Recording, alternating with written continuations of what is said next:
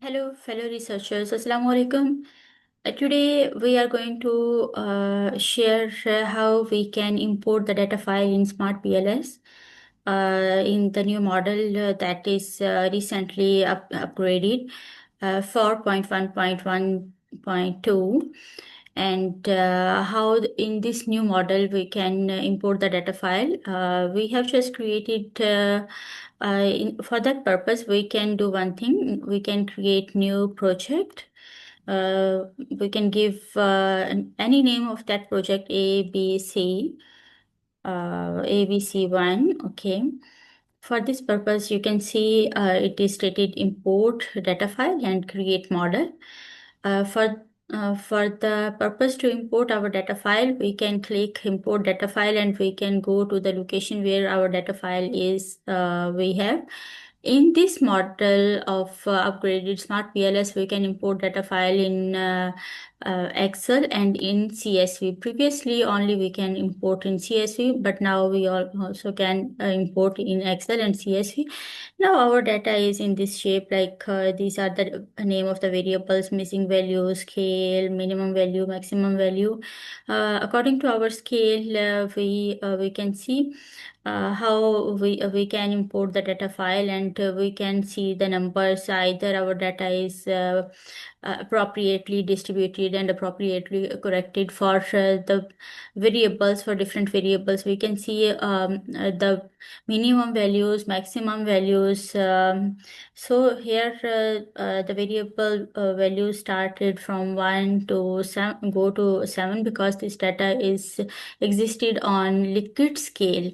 Okay, you can see accordingly, even that this value can be 2, minimum 2, or minimum 3. It's up to your nature of the variable and up to the nature of the question. So we can do like this. We can click here after looking at our metric scale. From here, different scales, ordinal, categorical, and metric. We can select according to our variable. Now we can click at import. Okay, this is our data. And the next step, we can move forward for the purpose to generate the model. For the purpose to generate the model, we can go to our create a model step, and we can follow the step accordingly, creating the model. Okay, name of the model, choose SmartPLS regression process, SmartPLS regression model process, CBSAM, GSCA. You can, if you are going to conduct the regression, or are going to conduct smart PLS model, okay, you can click here. Name should not be blank. Now we can write the name.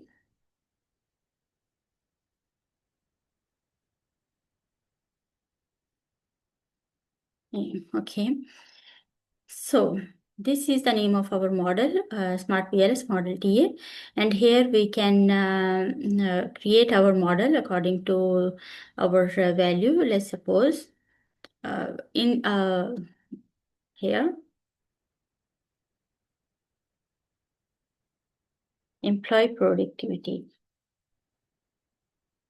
Sorry,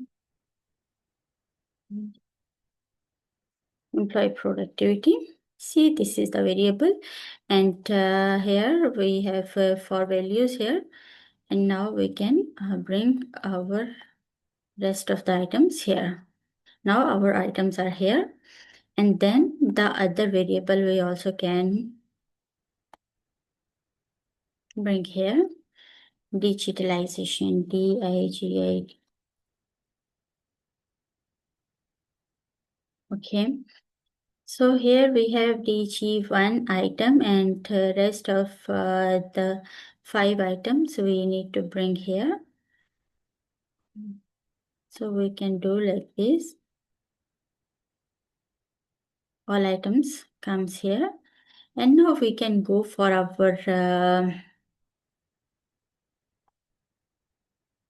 other variable, a dependent variable, we can say knowledge sharing.